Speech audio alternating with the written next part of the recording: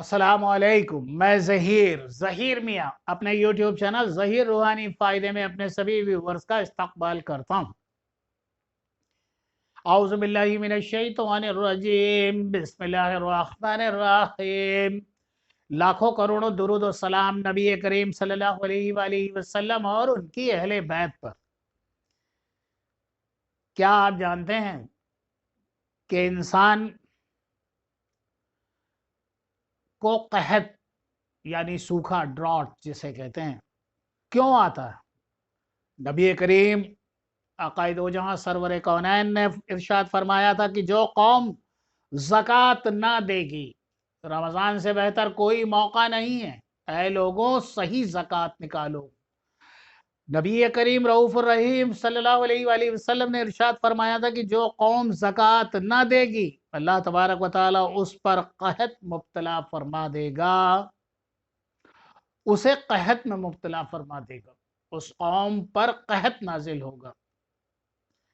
ہم خود اپنا محاسبہ کریں، تمام مومن بھائی اس بات کو توجہاً دیکھیں، سنیں کہ کیا ہم لوگ صحیح جو ہمارے مال و زر کے مطابق ہم پر زکوٰۃ واجب ہے وہ ہم دے رہے ہیں؟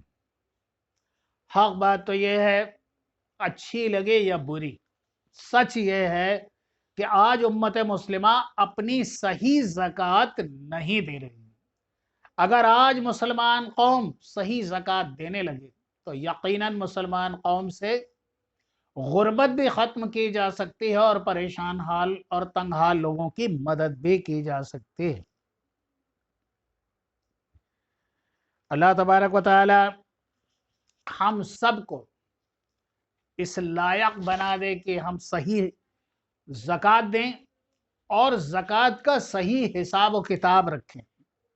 زکوٰۃ 2.5% ہے، یہ سب کو پتہ ہے۔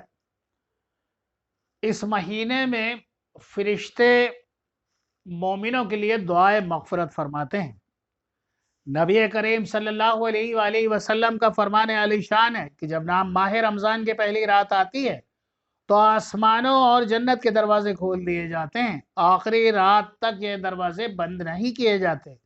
تو جو کوئی بندہ اس ماہ مبارک کے کسی بھی رات پہ نماز پڑھتا ہے تو اللہ عز و جل اس کے ہر سجدے کے عوض یعنی اس کے بدلے میں اس کے لیے 1700 نیکیاں لکھتا ہے، اور اس کے لیے جنت میں سرخ یاقوت کا گھر بناتا ہے جس میں 70,000 دروازے ہوں گے، اور ہر دروازے کے دونوں پٹ سونے کے بنے ہوں گے اور جن میں سرخ یاقوت جڑے ہوئے ہوں گے۔ بس جو چاہے ماہ رمضان کا پہلا روزہ رکھتا ہے تو اللہ عز و جل اس کے مہینے کے آخری دن تک اس کے گناہ معاف فرما دیتا ہے، اور دوسرے رمضان تک اس کا کفارہ ہو جاتا ہے۔ اور وہ دن جس دن یہ روزہ رکھے گا اسی روزے کے بدلے میں اسے 1000 سونے کے دروازوں والا محل جنت میں عطا فرمائے گا، اور اس کے لیے صبح سے شام تک 70,000 فرشتے دعائے مغفرت فرمائیں گے۔ دن اور رات میں جب بھی وہ سجدہ کرے گا اس کے ہر سجدے کے عوض اس کے بدلے میں اسے جنت میں ایک ایسا دروازہ درخت عطا کیا جائے گا جس درخت کے نیچے ایک گھڑ سوار اگر مسافت طے کرے تو بھی 100 برس تک چلے پھر بھی اس کے درخت کے دوسرے سرے تک نہ پہنچ سکے، بحوالہ نزہت المجالس۔ اے مومن بھائیوں، اللہ عز و جل کا کس قدر عظیم احسان ہے کہ اس نے ہمیں اپنے حبیب، ہم غریبوں کے طبیب، شافع روز شمار، ہم غریبوں کے غمگسار، مدنی تاجدار کے طفیل ایسا ماہ رمضان عطا فرمایا کہ اس ماہ مکرم میں جنت کے تمام دروازے کھول دیے جاتے ہیں اور نیکیوں کا اجر اس قدر بڑھا دیا جاتا ہے۔ حدیث بالا کے مطابق رمضان المبارک کی راتوں میں نماز ادا کرنے والے کو ہر ایک سجدے کے بدلے میں 1700 نیکیاں دی جاتی ہیں، اور جنت میں عظیم الشان محل۔ اس حدیث مبارکہ میں روزے داروں کے لیے بشارت عظمی بھی موجود ہے، صبح تا شام 70,000 فرشتے اس کے لیے دعائیں مغفرت کرتے ہیں۔ روزہ ڈھال ہے، سرکار مدینہ سرور قلب و سینہ نبی کریم صلی اللہ علیہ وآلہ وسلم نے ارشاد فرمایا کہ روزہ سپر ہے، یعنی دوزخ سے ڈھال ہے۔ تلوار کے وار کو روکتی ہے، اسی طرح روزہ بھی جہنم کی آگ اور عذاب سے روزے دار کا بچاؤ کرتا ہے۔ قیامت میں جب روزے دار گناہگار پر حملہ آور ہوگی تو حکم ہوگا کہ جو لوگ روزے دار مرے ہیں کہاں ہیں؟ جب وہ سامنے آئیں گے تو دوزخ ان کی بو پہچان کر 40 برس کے فاصلے پر ان سے دور ہٹ جائے گی۔ بہوالا انیس الواعظین، روزے دار کو آگ نہ جلائے گی۔ حدیث شریف میں ہے کہ قیامت کے دن ایک گناہگار کو دوزخ میں ڈالا جائے گا، آگ اس سے بھاگے گی۔ دروغہ جہنم حضرت سیدنا ملک علیہ السلام دوزخ کی آگ سے کہیں گے تو اسے کیوں نہیں پکڑتی؟ تب آگ عرض کرے گی میں اسے کیوں کر پکڑوں، اس کے منہ سے روزے کی بو آتی ہے۔ حضرت سیدنا ملک علیہ السلام اس گناہگار سے پوچھیں گے کیا تو روزے دار مرا تھا؟ وہ کہے گا جی ہاں۔ بہوالا انیس الواعظین، پیارے پیارے اسلامی بھائیوں، رمضان کے فضائل سے کتب احادیث بالامال ہیں۔ رمضان المبارک میں اس قدر برکتیں اور رحمتیں ہیں کہ ہمارے پیارے آقا صلی اللہ علیہ وآلہ وسلم نے یہاں تک ارشاد فرمایا کہ اگر بندوں کو معلوم ہوتا کہ رمضان المبارک کیا ہے تو میری امت یہ تمنا کرتی کہ کاش پورا سال رمضان ہی ہو۔ بہوالا ابن خزیمہ، روزی میں برکت کا مہینہ۔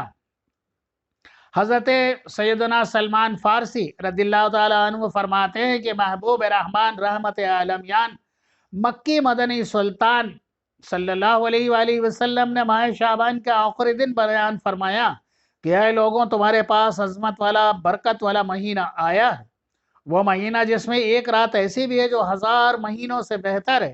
اس ماہ مبارک کے روزے اللہ عز و جل نے فرض فرمائے ہیں، اس کی رات میں قیام کرو اور تطوع یعنی سنت کرو، ادا کرو۔ جو اس میں نیکی کا کام کرے تو ایسا ہے جیسے ہر مہینے میں فرض کے برابر، اس میں جس نے فرض ادا کیا تو ایسا ہے جیسے عام دنوں میں 70 فرض کے برابر۔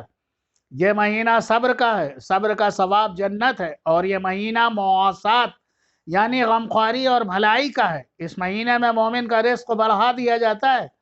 جو اس میں روزے دار کو افطار کرائے اس کے گناہوں کے لیے مغفرت ہے، اور اس کی گردن آگ سے آزاد کر دی جائے گی، اور اس افطار کرانے والے کو ویسا ہی ثواب ملے گا جیسا روزے رکھنے والے کو ملے گا، بغیر اس کے کہ اس کے اجر میں کچھ کمی یا بیشی ہو۔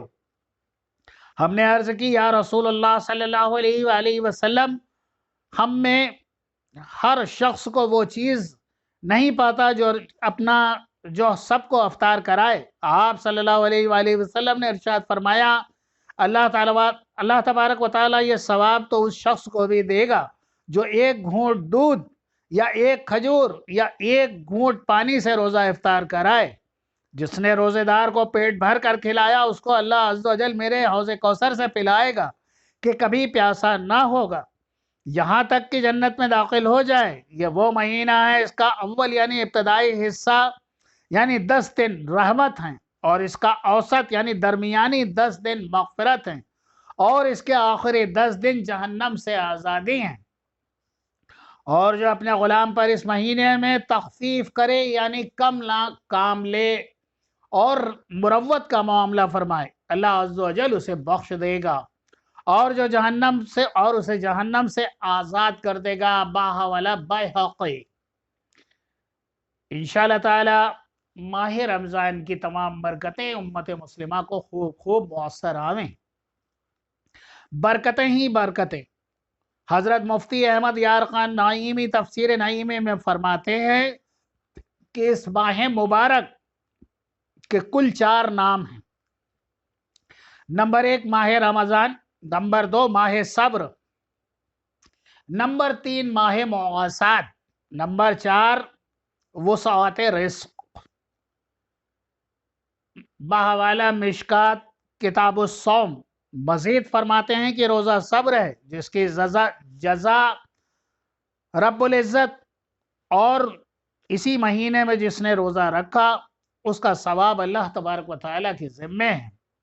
اس لیے اسے ماہ صبر بھی کہتے ہیں۔ مواسات کے معنی ہے بھلائی کرنا، چونکہ اس مہینے میں سارے مسلمانوں سے خاص کر اہل قرابت سے بھلائی کرنا زیادہ ثواب ہے۔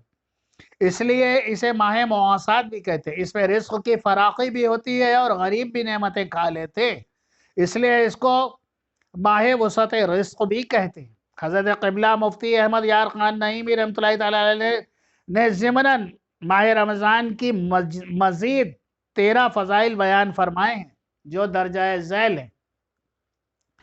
نمبر 1، کعبہ معظمہ مسلمانوں کو بلا کر دیتا ہے اور رحمتیں بانٹتا ہے۔ گویا وہ یعنی کعبہ یا وہ کنواں جو زمزم کا کنواں رمضان شریف میں دریا بن جاتا ہے، یہ وہ دریا ہے جو رمضان میں رحمتوں کی بارش کرتا ہے۔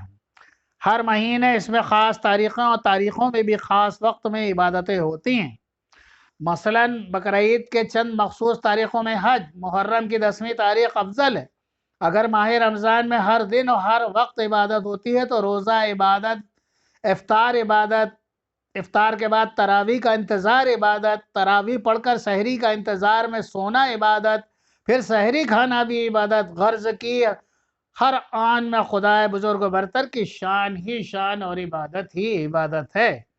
رمضان المبارک ایک بھٹی ہے، جیسے کہ بھٹی گندے لوہے کو صاف کر کے لوہے کو مشین کا پرزہ بنانے کے لائق کر دیتی ہے اور اسے قیمتی بنا دیتی ہے اور سونے کو زیور بنا کر استعمال کے لائق کر دیتی ہے، ایسے ہی ماہ رمضان گناہ گاروں کو پاک کرتا ہے اور نیک لوگوں کے درجات کو بڑھا دیتا ہے۔ رمضان میں نفل کا ثواب فرض کے برابر اور فرض کا ثواب 70 گنا زیادہ ملتا ہے۔ بعض علماء فرماتے ہیں کہ جو رمضان میں مر جائے اس سے سوالات قبر بھی نہیں ہوگا اور انشاءاللہ تعالی داخل جنت کیا جائے گا۔ اس مہینے میں شب قدر ہے۔ گزشتہ آیات سے معلوم ہوا کہ رمضان المبارک میں اور دوسری جگہ بھی قرآن مجید میں فرمایا گیا ہے، بسم اللہ الرحمن الرحیم، انا انزلناہ فی لیلۃ القدر، بے شک ہم نے اس میں شب قدر کو اتارا۔ باوالا کنز الایمان ترجمہ۔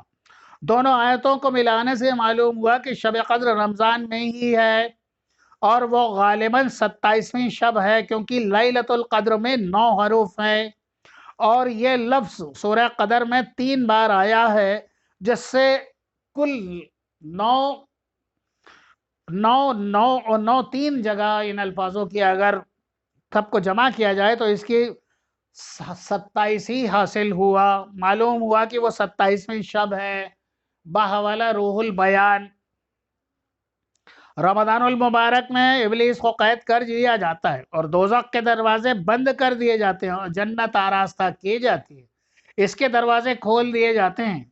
اسی لیے ان دنوں میں نیکیوں کی زیادتی اور گناہوں کی کمی ہوتی ہے۔ جو لوگ گناہ کرتے بھی ہیں وہ نفس امارہ یا اپنے ساتھی شیطان قرین کے بہکاوے میں آ کے کرتے ہیں۔ اللہ تبارک و تعالی ہمیں قرین کے بہکاوے سے محفوظ فرمائیں، ہم سب کو سے وہ کام لے جس سے ہمارے پیارے آقا سرور کونین خوش ہوں، راضی ہوں اور اللہ تبارک و تعالی ہم پر اپنی رحمتیں نازل فرمائیں۔ اللہ تبارک و تعالی کل امت مسلمہ کو رمضان کی برکتوں سے مستفیض فرمائے۔ اور جہاں تک یہ سوال رہا کہ رمضان کے مہینے میں جنت آراستہ کی جاتی ہے، دوزخ بند کی جاتی ہے اور شیطان کو قید کیا جاتا ہے، لیکن اس کے باوجود بھی آپ دیکھتے ہیں کہ دنیا کے اندر بے پناہ خرافاتیں تو ہوتی رہتی ہیں۔ وہ کیوں ہیں؟ کیونکہ اللہ تبارک و تعالیٰ جب ایک بندے کو پیدا فرماتا ہے تو اس کے ساتھ اس کا قرین اور ایک اس کا ہمزاد، یعنی دونوں چیزیں ہوتی ہیں ہمارے پاس، یعنی ہمارے پاس شیطانی قوتیں بھی اللہ تبارک و تعالیٰ نے ہمارے بائیں کاندھے پر رکھے ہیں اور نیک قوتیں ہمارے داہنے کاندھے کی طرف ہیں، اور یہ فرشتہ نیکی کی طرف راغب کرتا ہے، یہ برائی کی طرف۔ ہمیں چاہیے کہ برائی کی طرف حکم دینے والے شیطان سے ہم ہمیشہ ہوشیار رہیں، نیک راستے پر چلیں۔ شیطان کو تو ضرور قید کر دیا گیا ہے، مگر آپ بازاروں میں جا کے دیکھیں، بڑے بڑے شاپنگ مال میں جا کے دیکھیں، وہاں کی وہ عریانی، وہ بے پردگی، وہ فحشائی، وہ فحش کلام بکا جانا، یہ شیطان کا کام نہیں ہے، یہ انسان کے ساتھ جو اس کا قرین ہے یہ اس کا کام، اس کے بہکاوے میں آ کے یہ سب ہوتا ہے۔ اللہ تبارک و تعالیٰ کل امت مسلمہ کو ان بہکاووں سے بچائے، صحیح طریقے سے عبادت کرنے کی توفیق اور رفیق عطا فرمائے۔ آپ نے میرا ویڈیو دیکھا، ایک عدد لائک تو بنتا ہے۔ اللہ سبحانہ و تعالی ہم سب کو نیک طریقے سے، نیک ڈھنگ سے اپنی عبادتوں کو کرنے اور اپنے عبادتوں کی حفاظت فرمانے کی توفیق اور رفیق عطا فرمائے، اور ہم سب کی ٹوٹی پھوٹی عبادات کو قبول و مقبول فرمائے، آمین۔ اللہ تبارک و تعالی آپ کا، ہم سب کا حامی و ناصر ہو۔ انشاءاللہ رمضان المبارک سے متعلقہ اگلا ویڈیو آپ کے سامنے ضرور پیش خدمت کروں گا۔ تب تک کے لیے مجھے اجازت دیں، اللہ حافظ۔